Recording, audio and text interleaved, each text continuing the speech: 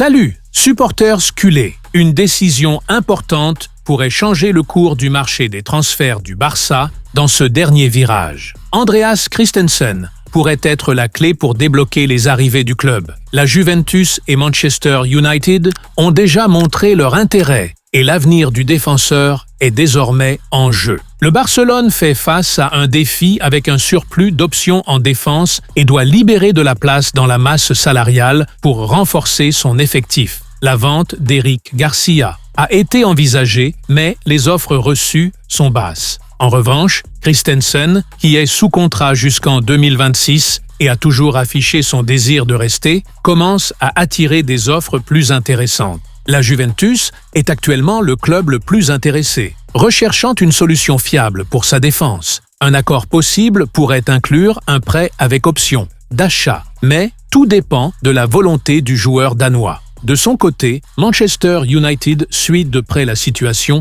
mais doit d'abord résoudre ses propres départs avant de faire une offre. Au Barça, la situation de Christensen devient de plus en plus compliquée. Avec Araujo, Íñigo Martínez et Cubarsí devant lui et Eric Garcia, apprécié par Flick, le Danois sait qu'il aura peu d'occasions de jouer. Et vous, supporters, le Barça devrait-il laisser partir Christensen pour faire de la place sur le marché ou faut-il le garder dans l'effectif ? Commandez ci-dessous et n'oubliez pas de liker cette vidéo et de vous abonner à la chaîne pour ne rien manquer de notre Barcelone. Et l'entraîneur Hansi Flick l'a bien fait comprendre dans l'interview avant d'affronter Valence en Liga, le Barça doit changer son approche. En Liga, l'entraîneur allemand a souligné la nécessité de garder une équipe fraîche et compétitive après l'épuisante victoire épique contre le Benfica en Ligue des Champions. Flick a été très clair en parlant de Pedri, qui reste une pièce intangible du milieu de terrain.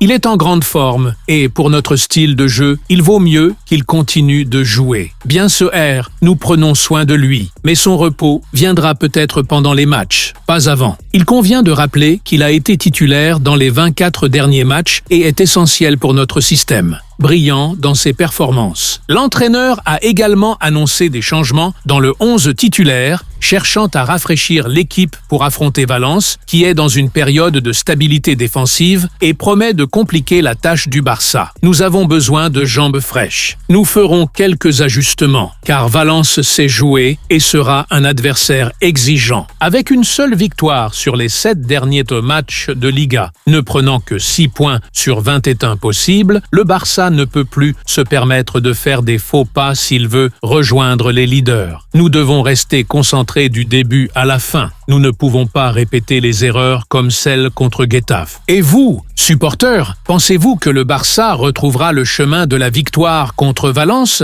qui, selon vous, devrait être laissé au repos pour ce match pour éviter la fatigue et les blessures? Laissez votre avis dans les commentaires. Alors c'est tout, les amis. Merci de m'avoir accompagné dans cette vidéo. N'oubliez pas de lâcher un like, de vous abonner à la chaîne et d'activer les notifications pour ne rien manquer du quotidien du Barcelone. À la prochaine vidéo.